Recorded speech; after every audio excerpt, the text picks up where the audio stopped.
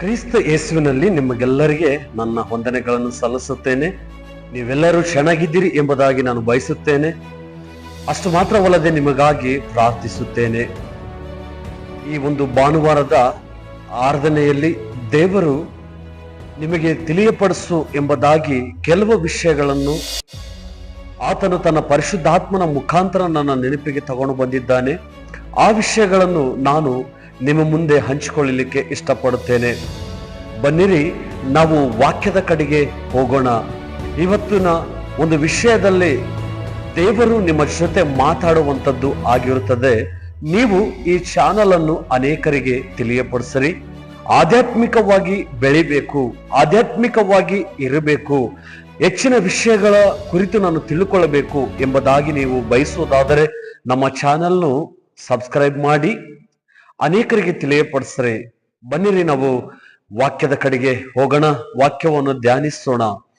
ಯೆಶಾಯನ ಪ್ರವಾದನೆ ಗ್ರಂಥ 49ನೇ ಅಧ್ಯಾಯ 15ನೇ ವಚನದಲ್ಲಿ ಒಂದು ಮಾತು ಬರೆಯಲ್ಪಟ್ಟಿದೆ. ಏನು ಅಂದ್ರೆ, ಅಲ್ಲಿ ಒಂದು ಸಾರಿ ನೋಡೋಣ. ಯೆಶಾಯ 49ನೇ ಅಧ್ಯಾಯ 15ನೇ ವಚನದಲ್ಲಿ ನಾವು ನೋಡೋದಾದರೆ, ಒಬ್ಬ ಹೆಂಗಸು ತಾನು ಹೆತ್ತ ಮಗುವಿನ ಮೇಲೆ ಕರುಣೆ ಇಡದೆ ತನ್ನ ಮಲೆಕೂಸನ್ನು ಮರಿತಾಳೆ. ಒಂದು ವೇಳೆ ಮರಿತಾಳು, ನಾನಾದರೂ ನಿನ್ನನ್ನು ಮರಿಯೇ. ಅಂದ್ರೆ ಪ್ರಿಯರಾದ ದೇವಜನರೇ, ದೇವರು ನಿಮ್ಮ ಜೊತೆಯಲ್ಲಿ ನಿಮಗೆ ಹೇಳುವಂತ ಮಾತೇನೆಂದರೆ, ಆತನು ನಿಮ್ಮನ್ನು ಮರೆಯೋದಿಲ್ಲ. ಏನ್ ಹೇಳುತ್ತೆ ದೇವ್ರ ವಾಕ್ಯ?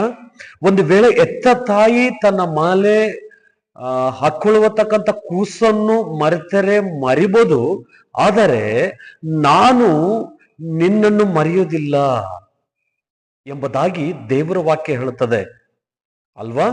ಇವತ್ತು ನೋಡ್ರಿ, ಅನೇಕರು ಹೇಳ್ತಾರೆ, ನನ್ನ ತಂದೆ ತಾಯಿಗಳು ನನ್ನನ್ನು ಮರ್ತು ಬಿಟ್ಟಿದ್ದಾರೆ, ನನ್ನ ಅಣ್ಣ ನನ್ನ ಅಕ್ಕ ನನ್ನನ್ನು ಮರ್ತು ಬಿಟ್ಟಿದ್ದಾರೆ, ಕೆಲಸ ಸಮಯದಲ್ಲಿ ನಮ್ಮ ಅಧಿಕಾರಿಗಳು ನನ್ನನ್ನು ಮರ್ತು ಬಿಟ್ಟಿದ್ದಾರೆ. ಈ ರೀತಿ ನಾವು ನೋಡ್ಬೇಕಾದಾಗ ಕೆಲವರು ಹೇಳಿಕೊಳ್ತಾರೆ, ನಮ್ಮನ್ನು ಮರ್ತೋಗಿದ್ದಾರೆ. ಇವಾಗ ಹೇಗಿದ್ದೇವೆ ಅಂದರೆ ಒಬ್ಬಂಟಿಗೆ ಆಗಿದ್ದೇವೆ, ನಾವು ಒಬ್ಬರೇ ಆಗಿದ್ದೇವೆ. ಇವತ್ತು ನಮ್ಮ ಕುಟುಂಬ ತುಂಬಾ ದೊಡ್ಡದು, ನಾವು ಹೆಚ್ಚಿನ ಜನ ಇದ್ದೇವೆ. ಆದ್ರೂ ನಾನು ನನ್ನ ಕುಟುಂಬದಲ್ಲಿ ನಾನು ಒಬ್ಬಂಟಿಗೆ ಆಗಿದ್ದೇನೆ ಎಂಬುದಾಗಿ ನೀನು ಬಯಸುವುದಾದರೆ, ಎಂಬುದಾಗಿ ನೀನು ಚಿಂತಿಸುವುದಾದರೆ, ಆ ರೀತಿ ನೀನು ಆಲೋಚನೆ ಮಾಡುವುದಾದರೆ ದೇವರು ಹೇಳ್ತಾನೆ, ನಾನು ನಿನ್ನನ್ನು ಮರೆತಿಲ್ಲ. ಇವತ್ತು ನಿನ್ನ ಸ್ನೇಹಿತರು ನಿನ್ನನ್ನು ಮರೆಯಬಹುದು, ನಿಮ್ಮ ಬಂಧುಗಳು ನಿಮ್ಮನ್ನು ಮರೆಯಬಹುದು, ನಿಮ್ಮ ಹೆತ್ತವರು ನಿಮ್ಮನ್ನು ಮರೆಯಬಹುದು, ನಿಮ್ಮ ಮಕ್ಕಳು ನಿಮ್ಮನ್ನು ಮರೆಯಬಹುದು, ನಿಮ್ಮ ಅಧಿಕಾರಿ ನಿಮ್ಮನ್ನು ಮರೆಯಬಹುದು, ನೀವು ಕೆಲಸ ಮಾಡುವಂತಹ ಸ್ಥಳದಲ್ಲಿ ಜನರು ನಿಮ್ಮನ್ನು ಮರೆಯಬಹುದು. ಆದರೆ ಸರ್ವಶಕ್ತನಾದ ದೇವರು, ಲೋಕವನ್ನು ಉಂಟು ಮಾಡಿದಂತ ದೇವರು, ಲೋಕವನ್ನು ಸೃಷ್ಟಿಸಿದ ದೇವರು, ಆತನು ಈ ಸಮಯದಲ್ಲಿ ಹೇಳುತ್ತಾನೆ, ನಾನು ನಿನ್ನನ್ನು ಮರೆಯೋದಿಲ್ಲ. ಆತನೇನು ಮಾಡೋದಿಲ್ಲ ಅಂತ? ಮರೆಯೋದಿಲ್ಲ. ಯಾಕೆ ಮರೆಯೋದಿಲ್ಲ? ಆತನ ಸ್ವರೂಪದಲ್ಲಿ ನಿನ್ನನ್ನುಂಟು ಮಾಡಿದ್ದಾನೆ. ಆತನು ನಿನ್ನನ್ನು ಯಾವಾಗಲೂ ನೋಡುವಾತನಾಗಿರುತ್ತಾನೆ. ಭಕ್ತನಾದ ದಾವೀದನು ಹೇಳ್ತಾನೆ, ಆಕಾಶದಿಂದ ಯೆಹೋವನು ಮನುಷ್ಯರನ್ನು ನೋಡುತ್ತಾನೆ. ಯಾಕೆ? ಆತನು ಇನ್ನು ನಿನ್ನ ಮರ್ತಿಲ್ಲ. ನೀವು ಅನ್ಕೊಳ್ತೀರಿ, ನಾನು ಅನೇಕ ಸಾರಿ ದೇವಾಲಯಕ್ಕೆ ಹೋಗಿದ್ದೆ, ಪ್ರಾರ್ಥನೆ ಮಾಡಿದ್ದೆ, ನನಗಿರತಕ್ಕಂಥ ರೋಗ, ಇರತಕ್ಕಂಥ ಸಾಲ, ನನಗಿರತಕ್ಕಂಥ ಸಂಬಂಧ, ನನಗಿರತಕ್ಕಂಥ ಸಮಸ್ಯೆ, ನನಗಿರತಕ್ಕಂಥ ಅನಾರೋಗ್ಯ, ನನಗಿರತಕ್ಕಂಥ ಅನೇಕವಾದಂತ ಚಿಂತನೆ, ಇದಕ್ಕೆಲ್ಲದಕ್ಕೆ ನಾನು ಪ್ರಾರ್ಥನೆ ಮಾಡಿದೆ. ಆದರೆ ದೇವರು ನನ್ನ ಪ್ರಾರ್ಥನೆ ಕೇಳಲಿಲ್ಲಲ್ವಾ? ಒಂದು ವೇಳೆ ದೇವರು ನನ್ನನ್ನು ಮರ್ತು ಬಿಟ್ಟಿದ್ದಾನ? ಒಂದು ವೇಳೆ ದೇವರು ನನ್ನ ಪ್ರಾರ್ಥನೆಗೆ ಉತ್ತರ ಕೊಡದೆ ಇದ್ದಾನೋ ಎಂಬುದಾಗಿ ನೀನು ಚಿಂತಿಸೋದಾದರೆ, ಎಂಬುದಾಗಿ ನೀನು ದೇವರ ಆಲಯಕ್ಕೆ ಬರದ ಹಾಗೆ ದೂರ ಇರೋದಾದ್ರೆ, ನಿನ್ನ ಜೊತೆ ಹೇಳ್ತಾನೆ ದೇವರು, ನಾನು ನಿನ್ನನ್ನು ಮರೆತಿಲ್ಲ. ಇವತ್ತು ಅನೇಕರು ನಿಮ್ಮನ್ನು ಮರೆಯಬಹುದು, ಆದರೆ ನಾನು ನಿಮ್ಮನ್ನು ಮರೆಯುವುದಿಲ್ಲ ಎಂಬುದಾಗಿ ದೇವರ ವಾಕ್ಯದಲ್ಲಿ ದೇವರು ಹೇಳುತ್ತಾನೆ. ಪ್ರಿಯರೇ, ನಿಜ ಅಲ್ವಾ? ನೋಡ್ರಿ, ಎಷ್ಟೋ ಜನ ನಿಮ್ಮನ್ನು ಮರ್ತು ಬಿಟ್ಟಿದ್ದಾರೆ. ಸ್ಕೂಲಿಂದ ನಾವು ಕಾಲೇಜು ಅಥವಾ ಆ ಕೆಲಸದಿಂದ ಗಾರೆ ಕೆಲಸವರೆಗೆ ನೀವು ನೋಡ್ಬೇಕಾದಂತ ಸಮಯದಲ್ಲಿ ಎಷ್ಟೋ ಜನರ ಅಲ್ವಾ ನಿಮಗೆ ಪರಿಚಯವಾಗಿದ್ದು, ಎಷ್ಟೋ ಜನರ ಎಂದು ಮೊಬೈಲ್ ನಂಬರ್ ನಿಮ್ಮ ಕಾಂಟ್ಯಾಕ್ಟ್ ಅಲ್ಲಿ ಇದಾವಲ್ವಾ. ಮತ್ತೆ ಅವರೆಲ್ಲರೂ ನೀವು ಇಡತಕ್ಕಂತ ಸ್ಟೇಟಸ್ ನೋಡಿ ಒಂದು ಲೈಕು, ಒಂದು ಹಾಯೋ, ಒಂದು ಗುಡ್ ನೈಟೋ, ಒಂದು ಬಾಯ್ ಹೇಳುತ್ತಾರಷ್ಟೇ. ಮತ್ತೆ ನೀವು ಇಟ್ಟಿಲ್ಲ ಆ ಸ್ಟೇಟಸ್ ಅನ್ನೋವರೆಗೆ ಅವರು ಮತ್ತೆ ಬರೋದಿಲ್ಲ. ಅಂದ್ರೆ ಇಲ್ಲಿ ಏನ್ ನೋಡ್ತೀವಿ ನಾವು ಅಂದ್ರೆ ಕೆಲವೊಂದು ತಿಂಗಳಾಗಿರ್ಬೋದು, ಕೆಲವೊಂದು ವರ್ಷ ಆಗಿರ್ಬೋದು, ಕೆಲವೊಂದು ಸಾರಿ ಮರ್ತು ಬಿಡ್ತಾರೆ. ಆದ್ರೆ ನಾವು ಆರಾಧಿಸುವಂತ ದೇವರು ಅಂತವನಲ್ಲ, ಆತನು ಮರೆಯುವಂತ ದೇವರಲ್ಲ. ಬದಲಾಗಿ ನಿನ್ನನ್ನು ಜ್ಞಾಪಕ ಮಾಡಿಕೊಳ್ಳುತ್ತಾನೆ, ನಿನ್ನನ್ನು ಜ್ಞಾಪಕ ಮಾಡಿಕೊಳ್ಳುತ್ತಾನೆ. ಮನುಷ್ಯರು ಯಾವಾಗ ನಿಮ್ಮನ್ನು ಜ್ಞಾಪಕ ಮಾಡಿಕೊಳ್ಳುತ್ತಾರೆ ಅಂದ್ರೆ ಒಳ್ಳೆ ಕೆಲಸ ನೀವು ಮಾಡಿದಾಗ ನಿಮ್ಮನ್ನು ಜ್ಞಾಪಕ ಮಾಡಿಕೊಳ್ಳುತ್ತಾರೆ. ಅವರಿಗೆ ಏನಾದ್ರೂ ಸಹಾಯ ನೀವು ಮಾಡಿದಾಗ ನಿಮ್ಮನ್ನು ಜ್ಞಾಪಕ ಮಾಡಿಕೊಳ್ಳುತ್ತಾರೆ. ಅವರಿಗೆ ಏನಾದರೂ ನೀವು ಅವರು ಕೇಳಿದ್ದನ್ನು ಕೊಟ್ಟಾಗ ಅವರು ನಿಮಗೆ ಜ್ಞಾಪಕ ಮಾಡಿಕೋಬಹುದು. ಆದರೆ ದೇವರು ನಿಮ್ಮನ್ನು ಜ್ಞಾಪಕ ಮಾಡಿಕೊಳ್ಳುತ್ತಾನಂದ್ರೆ ನಾವು ದೇವರಿಗೆ ಏನು ಕೊಡಬಲ್ಲರು? ಯೋಚನೆ ಮಾಡ್ರಿ ನೀವು ಒಂದ್ಸಾರಿ. ಅಂದ್ರೆ ದೇವರು ನಿಮ್ಮನ್ನು ಜ್ಞಾಪಕ ಮಾಡಿಕೊಳ್ಳುತ್ತಾನ? ಎಸ್, ದೇವರು ನಿಮ್ಮನ್ನು ಜ್ಞಾಪಕ ಮಾಡಿಕೊಳ್ಳುತ್ತಾನೆ. ಅದಕ್ಕೆ ಹೆತ್ತ ತಾಯಿ ತನ್ನ ಮಗನನ್ನು ಮರ್ತಾರೆ, ಮರಿಬಹುದು. ಅಂದ್ರೆ ಹೆತ್ತ ತಾಯಿ ಮಗನನ್ನು ಮರಿಲಿಕ್ಕೆ ಸಾಧ್ಯ ಅಂದ್ರೆ ಬೆಳಗ್ಗೆಯಿಂದ ರಾತ್ರಿ ಮಲಗುವ ಸಮಯದವರೆಗೆ ಮಗನನ್ನು ಜಪಾನವಾಗಿ ನೋಡಬಹುದು, ಸಂರಕ್ಷಿಸಬಹುದು, ಊಟ ಕೊಡಬಹುದು, ಅವನು ಕೇಳಿದ್ದೆಲ್ಲ ಕೊಡಿಸಿ ಕೊಡಬಹುದು. ಆದರೆ ರಾತ್ರಿ ನಿದ್ದೆ ಬಂದ ನಂತರ ತಾಯಿ ಒಂದತ್ರ ಮಲಗಿರ್ತಾಳ, ಮಗನು ಆ ಮೇಲೇನೋ ಕೆಳಗನೋ ಆ ಕಡೆ ಸೈಡು ಈ ಕಡೆ ಸೈಡು ಎಲ್ಲೋ ಮಲಗಿರ್ತಾನವ. ಅಂದ್ರೆ ಆ ಮಲಗಿರತಕ್ಕಂಥ ರಾತ್ರಿ ಸಮಯದಲ್ಲಿ ತಾಯಿ ಆಗಿರ್ಬೋದು, ತಂದೆ ಆಗಿರ್ಬೋದು, ಏನ್ ಮಾಡ್ತೀವಿ?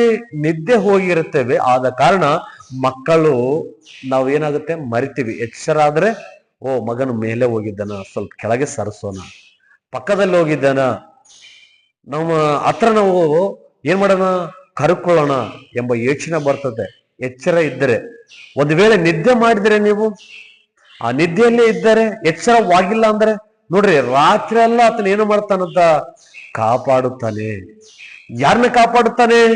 ಆತನಲ್ಲಿ ಭಯಭಕ್ತಿ ಇಳ್ಳಂತ ಮನುಷ್ಯರನ್ನು, ಆತನಿಗೆ ಪ್ರಾರ್ಥನೆ ಮಾಡತಕ್ಕಂಥ ಮನುಷ್ಯರನ್ನು, ಆತನ ವಾಕ್ಯವನ್ನು ಧ್ಯಾನಿಸುವ ಮನುಷ್ಯರನ್ನು, ಆತನ ಆಲಯದಲ್ಲಿ ಕಾಣಿಸುವ ಮನುಷ್ಯರನ್ನು ಯಾವಾಗ್ಲೂ ಎಂದಿಗೂ ಮರೆಯೋದಿಲ್ಲ. ಬದಲಾಗಿ ನಾವೇ ಮರ್ತು ಬಿಡ್ತೀವಿ ಕೆಲವೊಂದು ಸಾರಿ. ಅಯ್ಯೋ ಇವತ್ತು ಭಾನುವಾರ, ಮತ್ತೆ ಭಾನುವಾರ ದೇವರ ಆಲಯಕ್ಕೆ ಹೋಗ್ಬೇಕು ಎಂಬುದಾಗಿ ಮರ್ತು ಬಿಡ್ತೀವಿ ಕೆಲವೊಂದು ಸಾರಿ. ಹೌದಾ ಅಲ್ವಾ? ನೋಡ್ರಿ, ಕೆಲವರ ಜನರನ್ನು ನಾವು ನೋಡ್ಬೇಕಾದಾಗ ಒಂದು ವಾರ ಬಂದ್ರೆ ನೆಕ್ಸ್ಟ್ ವಾರ ಬರಲ್ಲ, ನೆಕ್ಸ್ಟ್ ವಾರ ಬಂದಾರಂದ್ರೆ ಮತ್ತೊಂದು ವಾರ ಬರೋದಿಲ್ಲ.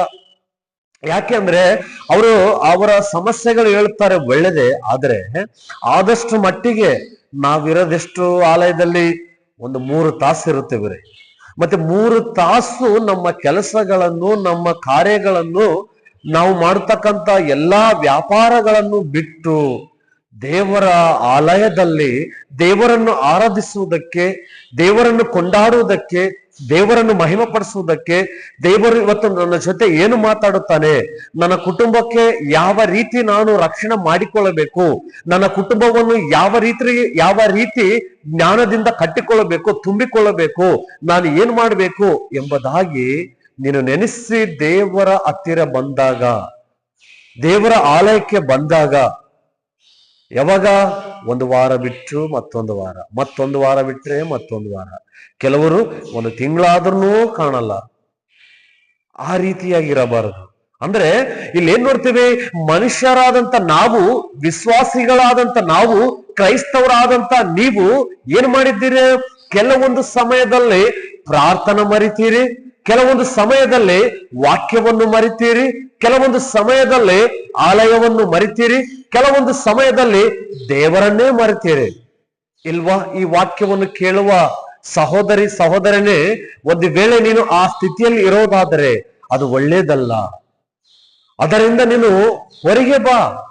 ಆತನು ನಿನ್ನ ಮರೆಯಲಿಲ್ಲ, ಬದಲಾಗಿ ನೀವು ಮರ್ತಿ ಬಿಟ್ಟಿದ್ದೀರಿ. ಆತನು ನಿನ್ನ ಯಾವಾಗಲೂ ನೆನಪಲ್ಲಿಟ್ಟುಕೊಂಡಿದ್ದಾನೆ, ಜ್ಞಾಪಕದಲ್ಲಿಟ್ಟುಕೊಂಡಿದ್ದಾನೆ, ಜ್ಞಾಪಕ ಮಾಡಿಕೊಳ್ಳುತ್ತಾನೆ. ನಾವೇ ದೇವರನ್ನು ಜ್ಞಾಪಕ ಮಾಡಿಕೊಳ್ಳಲಾರದೆ ಜೀವಿಸ್ತಾ ಇದ್ದೀವಿ, ಬದುಕ್ತಾ ಇದ್ದೀವಿ, ಕೆಲಸಗಳನ್ನು ಮಾಡ್ತಾ ಇದ್ದೀವಿ. ಆದ್ರೆ ದೇವರ ವಾಕ್ಯ ಹೇಳುತ್ತದೆ ಇಲ್ಲಿ, ಒಂದು ವೇಳೆ ತನ್ನ ತಾಯಿ ತನ್ನ ಕೂಸನ್ನು ಮರೆತಿರಬಹುದು, ದೇವರು ಮರೆಯೋದಿಲ್ಲ. ಒಂದು ವೇಳೆ ದೇವರು ನಿನಗೆ ವಾಗ್ದಾನ ಕೊಟ್ಟಿದ್ದಾನ, ಒಂದು ವೇಳೆ ದೇವರು ವಾಕ್ಯವನ್ನು ಕೊಟ್ಟು ಅದರದಿಂದ ನಿನಗೆ ಯಾವುದಾದ್ರೂ ಒಂದು ವಾಕ್ಯದ ಮುಖಾಂತರ ಕಾರ್ಯವನ್ನು ನಡೆಸ್ತೀನಿ ಎಂಬುದಾಗಿ ಹೇಳಿದ್ದಾನ, ನೀನು ಅನ್ಕೊಳ್ತೀಯ ಒಂದು ವಾರ ಆಗಿತ್ತಲ್ಲ, 2 ವಾರ ಆಗಿತ್ತಲ್ಲ, 1 ತಿಂಗಳಾಯ್ತಲ್ಲ, 2 ತಿಂಗಳಾಯ್ತಲ್ಲ, ದೇವರು ನನಗೆ ಕೊಡ್ತೀನಿ ಎಂಬುದಾಗಿ ಹೇಳಿದ್ದಾನ, ದೇವರು ನನಗೆ ಅನುಗ್ರಹ ಮಾಡ್ತೀನಿ ಎಂಬುದಾಗಿ ಹೇಳಿದ್ದಾನ, ಅಯ್ಯೋ ದೇವರು ನನಗೆ ಗರ್ಭಫಲ ಕೊಡ್ತೀನಿ ಎಂಬುದಾಗಿ ಹೇಳಿದ್ದ.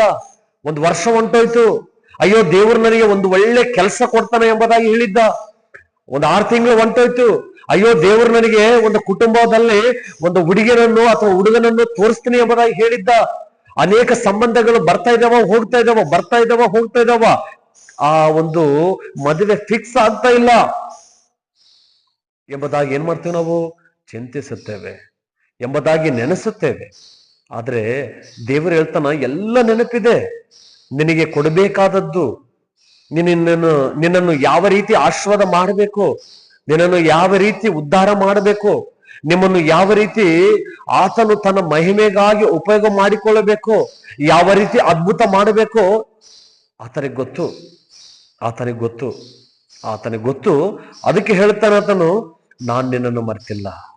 ಬರಬೇಕಾದಂತ ದಿನಗಳಲ್ಲಿ ಖಂಡಿತ ನಿನಗೆ ವಾಗ್ದಾನ ಮಾಡಿದಂತ ಕೆಲಸ, ವಾಗ್ದಾನ ಮಾಡಿದ ಹಾಗೆ ಮಗ, ವಾಗ್ದಾನ ಮಾಡಿದ ಹಾಗೆ ಮದುವೆ, ವಾಗ್ದಾನ ಮಾಡಿದ ಹಾಗೆ ಮನೆ, ವಾಗ್ದಾನ ಮಾಡಿದ ಹಾಗೆ ಸಾಲ, ವಾಗ್ದಾನ ಮಾಡಿದ ಹಾಗೆ ಎಲ್ಲ ಸಮಸ್ಯೆಗಳು ಪರಿಷ್ಕಾರವಾಗುತ್ತವೆ, ಪರಿಷ್ಕಾರವಾಗುತ್ತವೆ.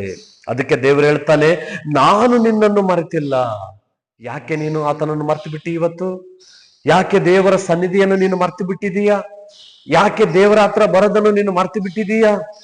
ದೇವರು ಎಂತೆಂತ ಕಾರ್ಯಗಳು ಮಾಡಿದ್ದಾನ, ಎಷ್ಟೆಷ್ಟು ಕಾರ್ಯಗಳ ಮುಖಾಂತರ ಎಷ್ಟೋ ಸಾರಿ ನೀನು ಸಾಕ್ಷಿ ಕೂಡ ಹೇಳಿದ್ದಲ್ಲ. ದೇವರು ನನ್ನ ಜೀವಿತದಲ್ಲಿ ಇಂಥದ್ದು ಮಾಡಿದ್ದಾನೆ, ದೇವರು ನನ್ನ ಜೀವಿತದಲ್ಲಿ ಈ ಕಾರ್ಯಗಳನ್ನು ನಡೆಸಿದ್ದಾನೆ ಎಂಬುದಾಗಿ ಅನೇಕರಿಗೆ ನೀವು ಹೇಳಿಕೊಂಡಿದ್ದೀರಿ. ಆದರೆ ಇವತ್ತು ಆತನ್ನು ನೀವು ಮರ್ತು ಬಿಟ್ಟಿದ್ದೀರಿ. ಒಂದಾನೊಂದು ಸಮಯದಲ್ಲಿ ಇಸ್ರಾಯೇಲರು ಸಹ ಯಾವ ರೀತಿ ಇದ್ರಂತ, ಆತನು ಮಾಡಿರ್ತಕ್ಕಂಥ ಅದ್ಭುತಗಳನ್ನು ಕಣ್ಣಾರೆ ಕಂಡಿದ್ದಾರೆ, ನೋಡಿದ್ದಾರೆ. ಹಂಗ ಕಂಡಾಗ ನೋಡಿದಾಗ ಆತನನ್ನು ಕೆಲವೊಂದು ಸಾರಿ ಮರ್ತು ಬಿಟ್ಟು ಅನ್ಯರ ಬಳಿಯಲ್ಲಿ ಹೋಗಿದ್ದಾರೆ. ಆತನನ್ನು ಮರೆತು ಅನ್ಯರು ಮಾಡತಕ್ಕಂಥ ಕೆಲಸಗಳನ್ನು ಮಾಡುವವರಾಗಿದ್ದು ನಮಗೆ ಹಳ ಒಡಂಬಡಿಕೆಯಲ್ಲಿ ಕಂಡು ಬರುತ್ತಾರೆ. ಆ ರೀತಿ ನಾವಿರಬಾರದು ಎಂಬುದಾಗಿ ದೇವರು ವಾಕ್ಯ ಹೇಳ್ತದೆ. ಪ್ರಿಯರಾದ ದೇವ ಜನರೇ, ಇಂದಿನ ದಿನದಲ್ಲಿ ದೇವರು ಹೇಳ್ತಾನೆ, ನಾನು ನಿನ್ನನ್ನು ಮರೆತಿಲ್ಲ. ನೀನು ಅನ್ಕೊಳ್ಬೇಡ, ನೀನ್ ಚಿಂತಿಸಬೇಡ, ನೀನು ಕಳವಳಗೊಳ್ಳಬೇಡ. ನೀನು ಅನೇಕ ವಿಷಯಗಳಿಂದ ನಿನ್ನ ಒಂದು ಮನಸ್ಸನ್ನು ಗಂದರಗೊಳಗೆ ಒಳಗಾಗುವಂತೆ ಮಾಡಬೇಡ. ನಾನು ಮರೆತಿಲ್ಲ. ಇವತ್ತು ದೇವರು ನಿನಗೆ ಈ ಮಾತು ಹೇಳ್ತಿದ್ದಾನ, ನಾನ್ ನಿನ್ನನ್ನು ಮರ್ತಿಲ್ಲ. ನನ್ನ ನೆನಪಲ್ಲಿ ನೀನ್ ಇದೀಯಾ, ನಿನಗೆ ಮಾಡ್ಬೇಕೆಂಬದಾಗಿ ಬಯಸಿರತಕ್ಕಂಥ ಕಾರ್ಯಗಳನ್ನು ನಾನು ಮಾಡ್ತೇನೆ. ಆದ್ರೆ ನೀನು ಎಲ್ಲಿಲ್ಲ? ನನ್ನ ಹತ್ತಿರ ಇಲ್ಲ ಅಷ್ಟೇ. ನೋಡೋಣ, ಮತ್ತೆ 2ನೇ ವಿಷಯವನ್ನು ನೋಡೋಣ.